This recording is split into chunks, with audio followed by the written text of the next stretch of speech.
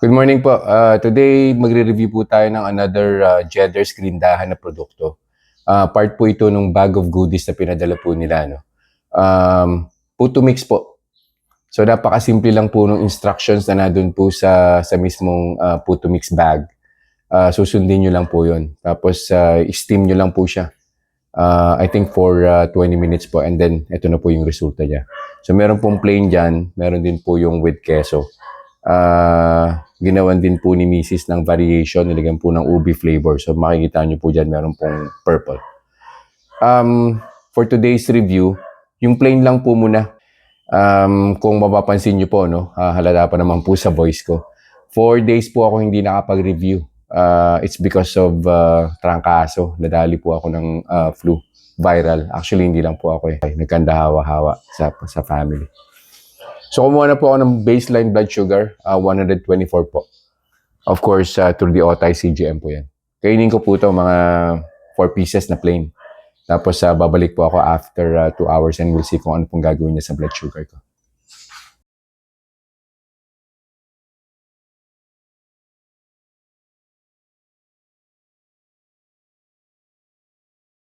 Reminders lang po, huwag pong mag-a-unli. Always eat in moderation. Di po ako doktor, so whenever in doubt, konsulta po kayo sa doktor ninyo. And yung results po ng mga review na ginagawa ko, it may vary. So huwag niyo pong i-expect na yung resulta sa akin is magiging kapareho po ng resulta sa inyo. So yun lang po. Have a nice day. Conclusion na po tayo dito po sa tinry kong puto mix from Jedders Grindahan. That was 2 hours ago. Nag-start po yung blood sugar ko 124. First hour, umakyat po siya ng 130. Yun na rin po yung peak na blood sugar level, 130. Hindi ko na po inantay na mag second hour because after 30 minutes, 1 hour and 30 minutes, bumalik na po dun sa baseline na 124. So ang conclusion po natin, no, wala pong problema ito pong puto mix ni Jedders Grindahan. Ano pong lasa? Well, lasa po siyang puto.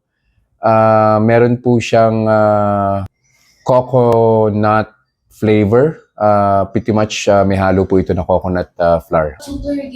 Yung ingredients po na itong puto mix is almond flour, coconut flour, erythritol, stevia, baking powder, salt, and santam gum. Yun po. So, wala pong problema si puto mix. Okay na okay po siya para sa mga diabetic persons. Recommended po siya. Basahin nyo na lang po instructions dito. Easy to follow naman po siya.